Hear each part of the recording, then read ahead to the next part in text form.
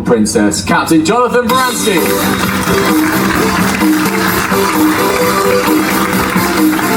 Good morning, good morning. Welcome to the Princess Theatre. That's for you. I thought, there you go. If you want a nice little drink.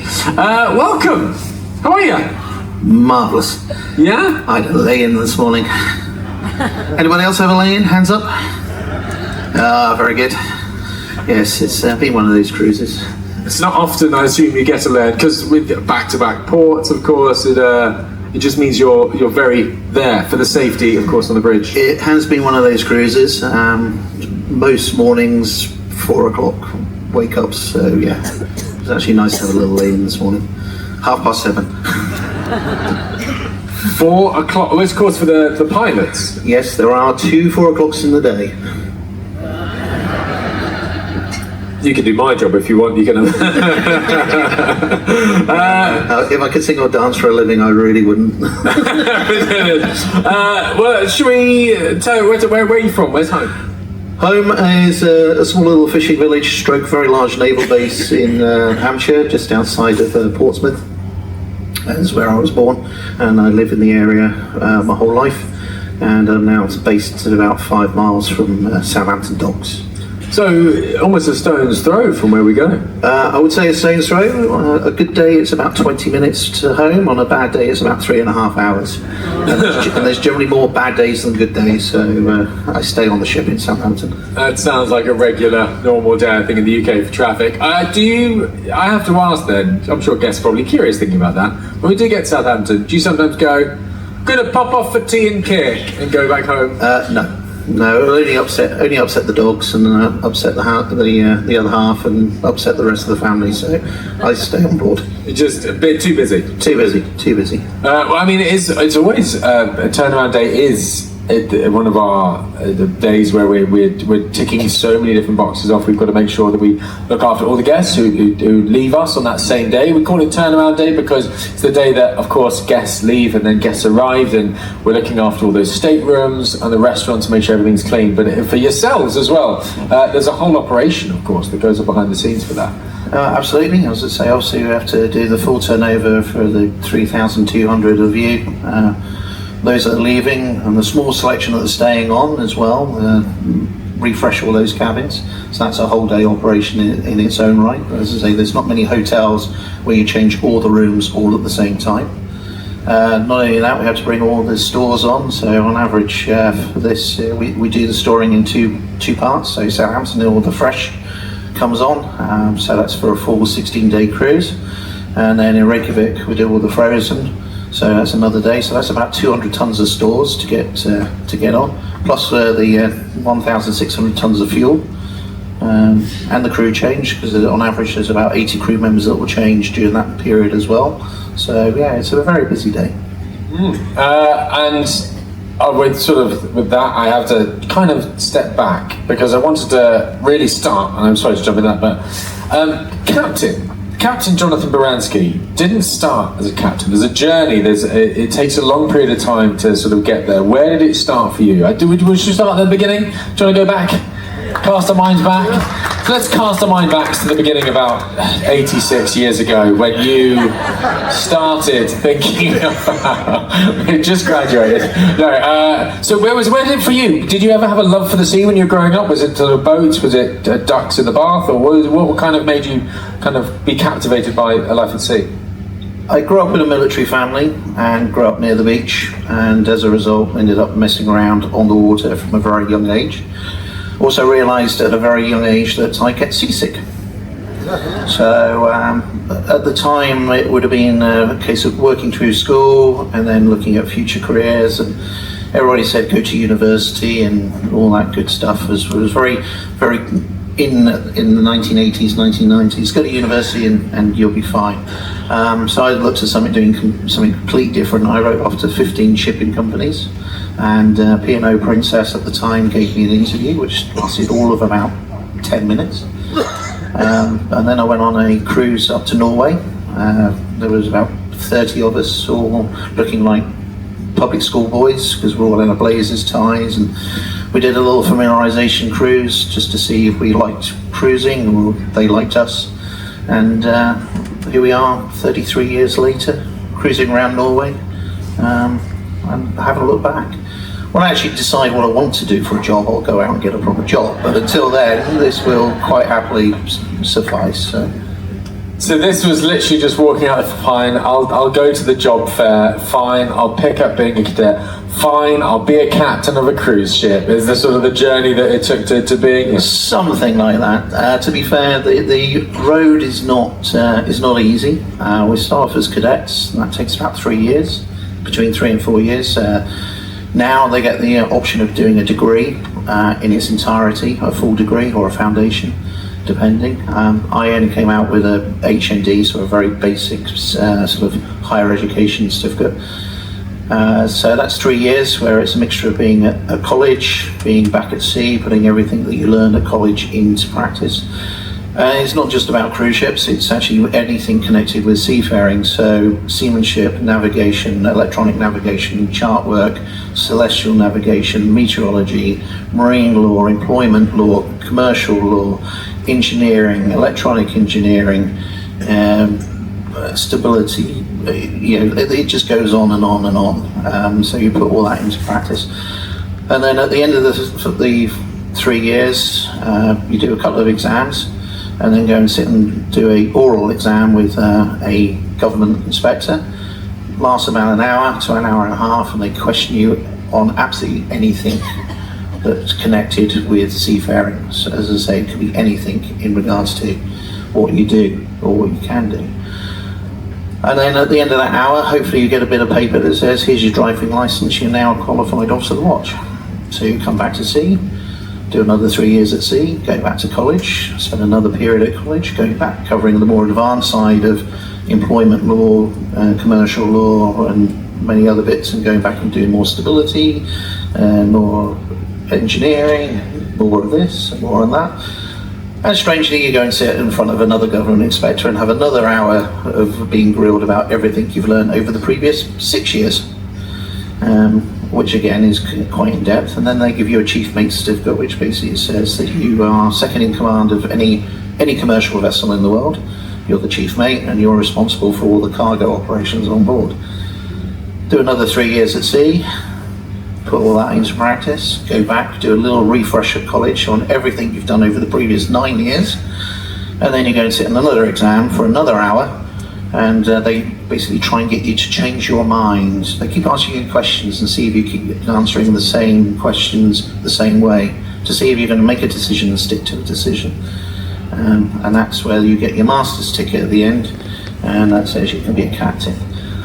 I got my master's ticket in 2001, and I got the keys to the car last year. So it took me a few years to experience it. And it's of course that journey when you getting your master mariner license means you can be the captain of any vessel any size. Still comes with, as you said there, the experience of knowing that. And you start then, I assume, as a first officer, up to then safety and staff captain, learning every different intricate detail about managing a ship, because you're looking after. Well, you're looking after the lives of nearly 4,000 people, just over 4,000 people, plus the commercial interests of the company. And everything that goes with it. So it is a very daunting prospect, as you can imagine, but very rewarding at the same time. As I say, there's no 2 days are the same, which is good. Times have changed very much over the period from when I started to now. We're on a much more level playing field when it comes to how we interact with each other. When I started, it was very much the master, the captain was upon high and would never talk to the junior officers. If a message came down to me as the cadet, it used to come through the deputy captain, the senior watchkeeper, the junior watchkeeper down to me, and then it would go back up the other way, as was very traditional seafaring in those days. Now we work very much on a role-based function within the bridge team, so whether you're acting as the navigator for steering the ship, for actually controlling the ship, the co-navigator, the admin, you're overseeing the operation, everything is very much more level-based, so we all interact very much closer to each other. There is no sort of egos as there once were in the industry. To that end, now we're very encouraging the junior officers to have a chance to drive the ship. So during the last cruise, all the senior watchkeepers have had a drive. Even the 2 cadets have taken the ship into and out the anchorages around Iceland under obviously my direct supervision, but they actually had a chance to operate the controls and manoeuvre the ship and work to get some experience of what they've chosen as a career. And I know people do ask, of course, if the captain's here, then who's driving the ship? Right now, it's the spa manager. Isn't that right? We have a rotation. Actually, I'm just listening out for the barking of the dogs if I need to run up there. But no, there's a fully qualified team up there. The senior watchkeeper, as a minimum standard, will have a chief mate's license. The junior watchkeeper will have a minimum as an officer watch license. And then there's 2 sailors up there as well, acting as a lookout and helmsman as well. So always 4 people on the bridge while the ship's at sea. And then when we're going in and out of port, then that's supplemented by myself and the staff captain and the pilot, where we are required to take a pilot. You've just covered that there, which I think just to go over, which is at any given time there are 4 people on the bridge. So we have different types of manning. Am I right in saying there's green, yellow and red, which are specific to when this ship is at sea and whereabouts at sea? Of course, red being where there's critical areas to note, where we're going in and out of port, where there is sort of higher risk for just a slightly higher risk for making sure that we're not just, jumping into a school of fish. No, we just need, as I say, we turn them green, yellow and red. It's the level of manning and the level of focus. Obviously we're always focused, but in green manning we're in open ocean. The risk factor is reduced to normal, what we call a sort of a seagoing condition. Red manning is obviously arrivals in and out of ports, where we're going down narrow channels, navigating into anchorages, docking the ship where you need more people to keep more pairs of eyes, to making sure that whoever's actually physically controlling the ship isn't doing something incredibly crazily stupid. Handbrake turn! Pretty much something like that. It is one of those things where, as I say, we are human after all, and you're thinking you're doing one thing and you do something completely different. And I think any of us here who drives a car will be going down the road through a set of traffic lights, and one of the first things you think of, was that green or was that red? I think we've all done that moment. You always think, so it's exactly the same thing. It's just having all those extra pairs of eyes, making sure that the person driving the ship isn't doing anything crazy. Well, of course, the vessel itself, I'm sure some of you might know this, interesting sort of fact. There's a 58-metre, what's called a draft, so it's in height. It's about 280 metres in length.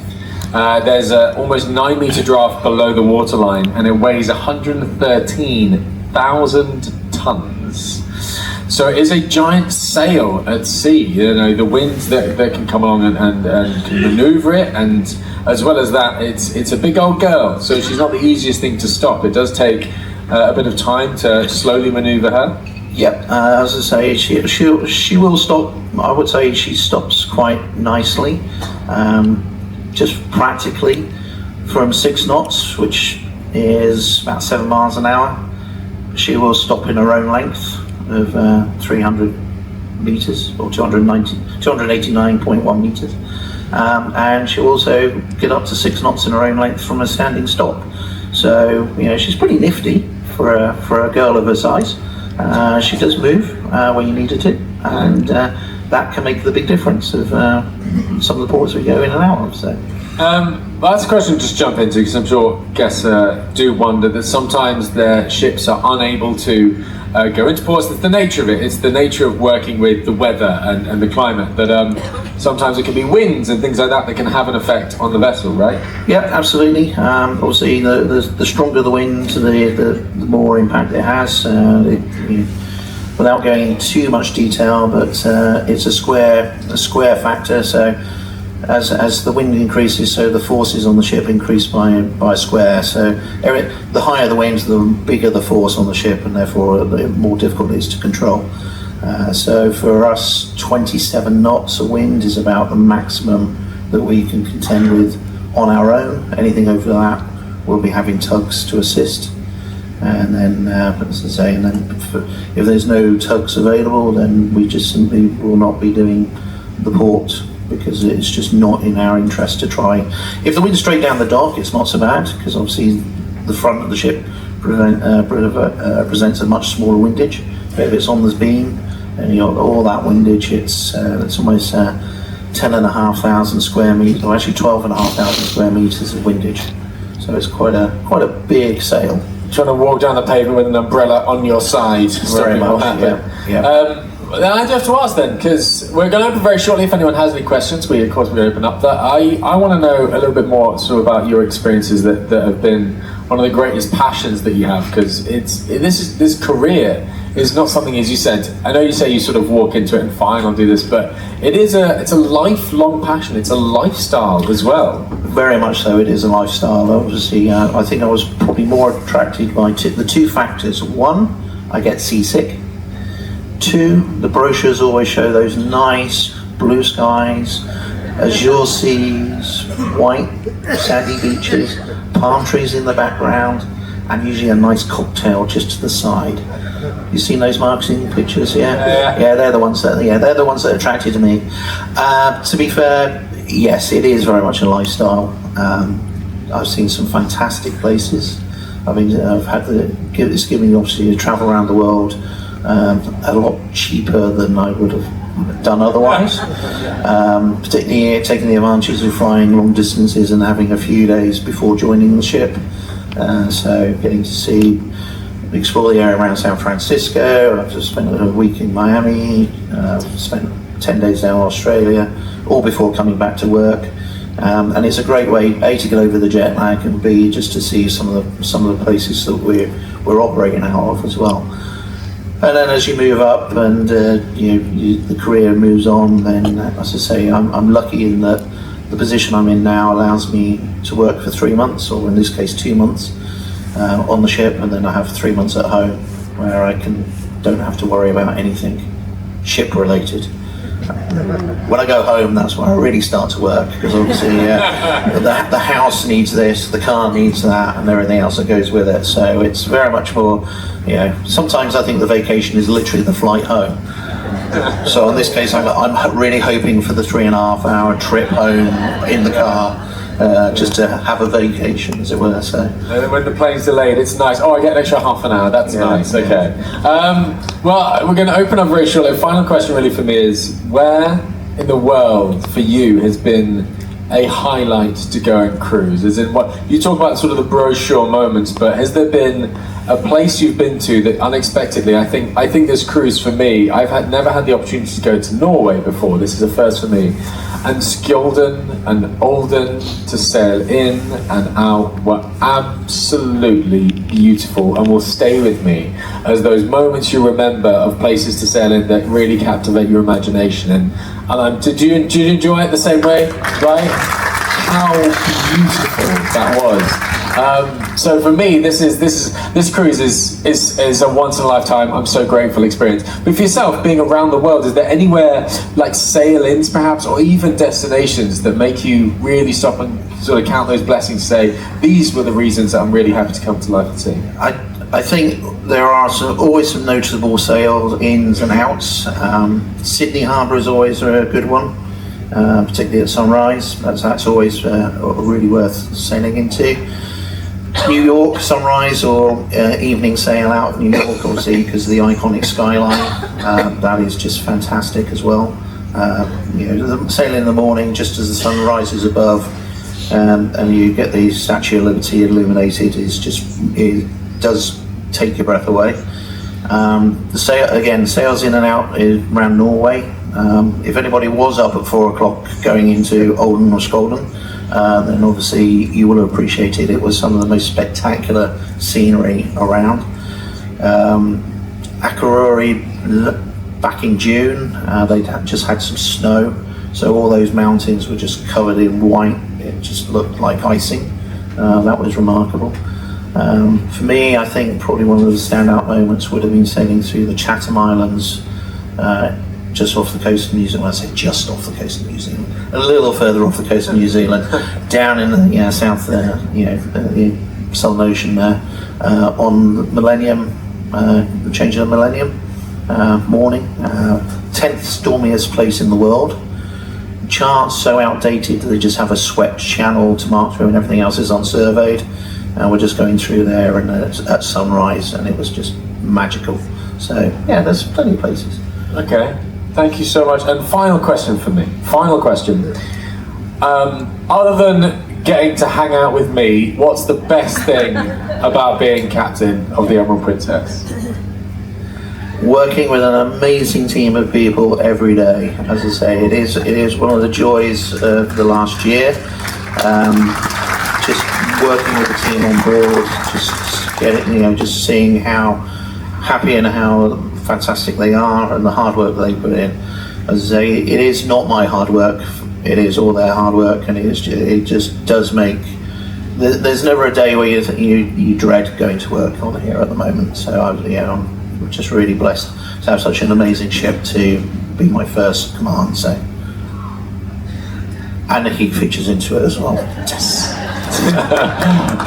Come on, let's hear it for the man himself, Captain James Zaremski. A genuine pleasure. I know at the end of this cruise we do say a little farewell for a short period of time. Yes, I will be heading home at the end of this one. So. And we welcome back Todd McBain, who is a friend of the Emerald Princess. But now, over to you. If you have any questions you'd like to ask the captain himself, we'll come round with the microphones. We've got Josh here, your activity manager, and I'll jump round on this side, so we're going to come down here. I'm sure you don't want to ask me a question, so it's always captain. Over to you, Josh. Yes, I was wondering if you find any particular port harder to get into than another one, or which is the hardest and for what reasons? There are no easy ports. There's just ports where your blood pressure is slightly higher or slightly lower as the day goes on. There are some very challenging ones around the world. There's a few places where it's almost like you really wish you had a bendy bus, because you've got to try and turn, you've got to actually try and twist the ship around a corner where she doesn't want to go. So Ngā Wili is one, that's quite a tight port to get into. There's Napier in New Zealand, again, is another sharp turn. You've got to try and work around in quite a robust manner. Just getting into the dock in Southampton as well it can be tricky as well at times. It's quite narrow and there's some very sharp edges. Nuuk up in Greenland, again another small dock with sharp edges that you really don't want to be playing with. So yeah, there's just different ports with different levels of blood pressure readings at the end of them. That's okay, it's a fair answer. Down here, madam, what's your name, where are you from? Emma from the Isle of Wight, so hello neighbour. When we went into Skjolden, we picked up the pilot at 11:30 p.m. the night before. Yes. Which was an incredibly long sailing, covering 3 of your watch patterns on the bridge. Did the pilot need rest time, or was he awake the entire sailing? There were 2 pilots. So we for these longer operations, we have two pilots come on, and they split the journey between them. And then obviously the watchkeepers have their 4 hours, and I just pop up and pop down and in out and drink coffee and all these other good things. So yeah. I have a gentleman up there. Yes, hello, sir. Captain, we noticed a couple of places on the cruise where you flipped the ship around, effectively a 2-knot handbrake turn, and it was a very tight fit, or it seemed to us to be. I was wondering, at the rear, you're up the front on the bridge, at the rear of the ship, do you have a camera or a guy with a walkie-talkie, or the 4 round things that go beep if you get too close? Yes, I'm lucky I actually have all of that. There's a guy on the back with a golf rangefinder. So it tells me whether it's a par 3 or a par 4, or whether it's going to get a hole in one. We don't go for holes in one, that's a wrong terminology. So there's a guy on the back who will physically do it. We've got some very good electronics these days which give us some very accurate positioning to the point where we can basically position the ship on the dock within 10 centimetres, which you think is accurate. Particularly we've been there before, like Southampton, where we've been there. And every time we arrive, every shell door wants us in a slightly different place. So you just end up jiggling that last sort of half metre. And then there's a set of TV cameras as well, again, which give you another good perspective of what's going on. And then I suppose as I say, it is like driving a car as well, in that you get to know distances by sight. You know, I mean, anybody that's changed a car, and then the first time you change a car and you look over that bonnet and it's slightly different. It's a slightly different look. And then you approach that wall very, very, very, very carefully because you can't quite judge the distance. And then you hope that the magic beeping things are going to work for you.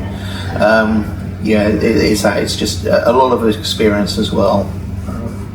Great question. Thank you very much for that. I have the gentleman here. So what's your name? Where are you from? My name's Steve Hesberg. I'm from Virginia. And my question is, are there any ports where you don't use a harbor pilot?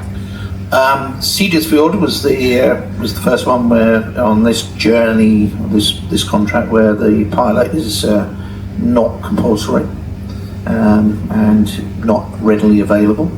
So we did that one entirely on our own, and that's quite a tight port to go into. So negotiate around a little wreck and get in and stop. But generally we have pilots. For most ports we have pilots. There are a few where they're not available. So. I have a quick question. I know there's some out there, which is with regards to pilots, is there any port where the pilot will take almost command, or what's the responsibility of the pilot? Very quickly, depending where you are in the world, depends on what the responsibilities are. So anywhere that is Commonwealth based, so UK, Australia, New Zealand, US, Canada, where they have a common law system of then its pilotage is written into an Act of Parliament, and therefore the pilots have a set legal responsibility. European based, where it's a different type of law, then they act more as advisors, depending on certain ports. And then the Panama Canal is a very slightly different one, where they, particularly the old locks and a full transit, then they would take on much more responsibility. I'm always responsible at the end of the day, but the canal, particularly in the canal, where we would try and keep the ship afloat and away from the mud. In the canal, they would put the ship on the mud and out the way. So it's a very slightly different change of responsibilities there. So that's about it. So, Josh, any more up the back there? Hi.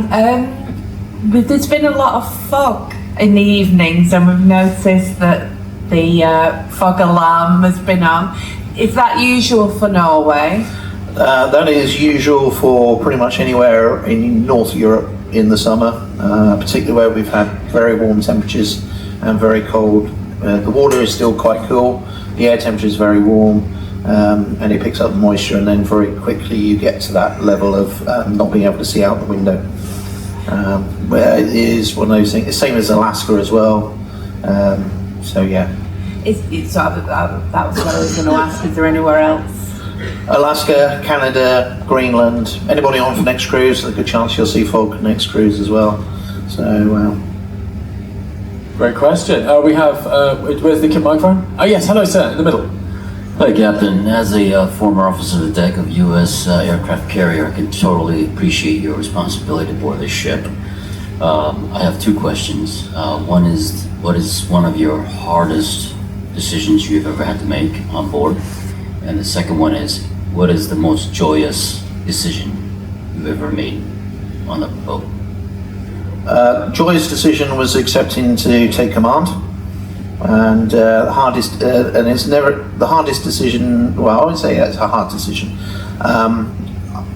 Aborting a port is never it always runs through your mind the what ifs, and thing. And at the end of the day, safety takes priority over everything else. So the decision to abort is never taken lightly. It's always done with a good, robust discussion. Sometimes it's really easy. Let's say 40, 50 knots of wind, and it's very easy to turn around and say we're not going in, and everybody appreciates that. But then you get to a certain point where the winds are just. It looks easy. It looks really simple. And there was one last contract in Jamaica. Obviously, one of the berths was taken out of action by some storm damage. We were allocated a berth, and one of the TUI ships had decided to go and anchor in the harbour. And it was like, well, if it was a flat, calm day, no wind, it would be really quite easy, no problem. But it was 25 knots of wind, doable if there was no other ship there, but there was a big ship, so it's like, from the outside it looks really good, but for the reality is, in the interest of everybody's safety, it's a quick, easy call to make and to leave. So That's a great question. Appreciate that. Josh. Hello. So I'm Joanna from Portugal, so you have to excuse my English, obviously. I wanted to know if you've ever, in your very long career so far, if you have ever had like a uh-oh moment, we shouldn't have done that. And I'd be really interested in knowing that story. Have you ever on the bridge said, uh-oh? there may have been times where collectively we've gone. I think we were all human and said, ooh, maybe that wasn't such a bright idea, but no, I think what career-defining moments, as you would call them, I don't think I've had any of those just yet.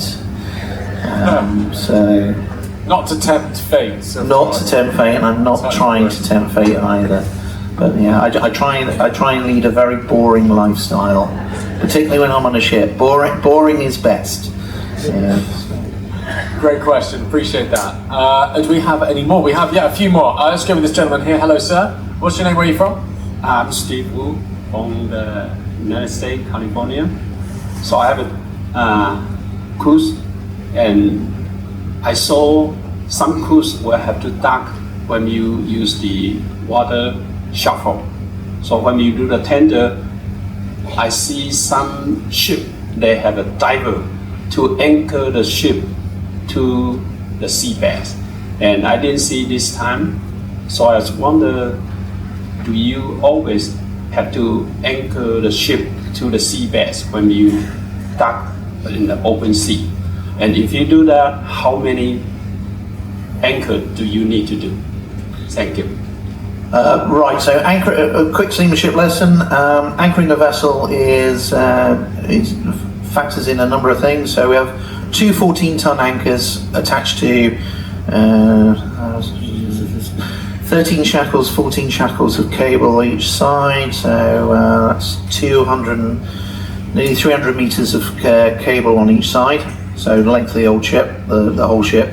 We have an anchor chain that long, which stows inside quite a compact little space. Each link of the cable is about 3 foot long and is very heavy. I can't lift it. It takes about 4 people to lift one of these things, and a 14-ton anchor. So generally what we'll do is depending on the depth of the water, depending on the wind force, we'll dictate how much cable we put out onto the seabed. And there's 2 factors that come into it. One is digging the anchor in. So around this part of the world, there's quite a lot of mud on the seabed, so that makes very good holding ground because it becomes quite sticky. So we drag the anchor in, and it's like a plow. It's a bit like a snow plow. It just digs into the mud and sits there. And then it's the weight of the cable that is sitting on the seabed, or more importantly, the weight of the cable hanging between the ship and the seabed that keeps the ship roughly in position. Now, going into Sydisfjord, there was actually very small, we couldn't swing the whole way round because the fjord is that narrow, so we were sat there on engines with the propulsion running and the thrusters running for the whole day, and we just sort of kept a steady heading. There are some places like Grand Cayman where you're anchoring on a very narrow shelf. It's about 100 meters. When I say narrow, it's about 75 meters of usable width to put the anchor on. So if the wind gets up and you drag back, the next thing is the anchor's dropping into open ocean to about 2,000 meters of water. So some places like that we may not actually anchor at all, and we may just sit there on the engines and thrusters all day, keeping the ship pointed into the wind, so it's a lot more controllable, and then just work the tendering operation as needed. It's a great question. Thank you very much. I was quickly squeeze this lady in here, coming through. Hello. Hello. How are you? Tell everybody, what's your name, where are you from? Kitty from Tallahassee, Florida. Hi. We talked a lot about you being at sea, but we really didn't talk about when you got home. And how does that do with the relationship with your wife and your children? Right, I have a much better half and 2 dogs. And the dogs are very much used to the lifestyle that they've become accustomed to, which is the sofa, the bed, and then yes, obviously they're very excited when I come home. And then about 2.5 months into the leave, then you can rapidly tell where they're fed up with me, because because it's like they just give you that look of you're on the sofa again, you're on the bed again, when are you leaving? And then the suitcase comes out and they get very depressed, and that becomes the hard part. Too black-eyed. We were going to put the pictures up of the dogs, but we forgot about them. And now apparently I've acquired a tortoise as well, for good measure. So the family's growing. Don't even go there. Just don't go there. So and as I say, having 3 months off does allow you the time to completely relax and go off and do things completely off the cuff. So the other half works weekends, and so Friday, Saturday, Sunday, Monday, Tuesday. So that gives us Tuesday afternoons, Wednesday, Thursday, Friday to go off and just explore the UK. And that's what we do, and that's where we go to spend most of our vacations, around the UK. Great question. Josh at the back there, he's hovering around. Good morning, Captain. Thank you for sharing your perspective with us. It's been wonderful. My name is Leona, and I'm from Canada. And in Canada, I live in Newfoundland and Labrador. So the Newfoundland portion of our province, for those who are not aware, is an island in the North Atlantic. And my question is, have you ever had the opportunity to steam into St. John's Harbour? Yes, I have, last year, and it is very, very, very high blood pressure territory. You go in very far. There's a bit of a current that runs across, so you end up having to position the ship so the vector is going down the middle of the channel, which isn't very narrow. You have about 45 feet on each side at the narrowest part, but you do most of the approach looking at a very, very tall cliff. And the pilot's saying, don't worry about it, don't worry about it, don't worry about it, just keep going, keep going, keep going. And you get to a point where you just feel the blood pressure going, and then suddenly the ship will drop round and you're steaming into the harbour, and then you've got to stop. That's the next challenge. You've got to stop in the width ahead of you, because there's that's where those handbrake turns come in very, very handy, because your speed drops off dramatically when you do those handbrake turns. You come down from 6 knots to under 2 knots in about half a ship's length. So it's quite, that whole technique is quite good to learn. So. Fast and Furious Newfoundland Drift. Absolutely, yeah. Great question. We got time for about 2 more questions if there's anybody else out there. I have one down here. I'll come to you, madam. Don't worry, I'll get and then we have time for 1 more as well after this one. Oh, thank you very much, madam. Over to you. I'm Barbara from Nottingham in GB. Do you get on a different route every time you come back to work? I'm attached to the ship for the next foreseeable future. until they decide to change me. So when we come back, I'll join back in Port Everglades for a little Caribbean trans-canal, and then up to Hawaii and Mexican Riviera. Next year we're in Canada, in Alaska, working out of Vancouver, and then the following winter back down to Hawaii. And then we'll see what 27 brings. I could be on a different ship by then, different itinerary, who knows. Great question. And final one. Do we have anybody else? Oh, I have a lady here. Okay, over to you, Matt, because you raised your hand first. Final question. Hi, Captain. My name is Tammy. I'm from United States and Texas. As you can tell from the accent, probably.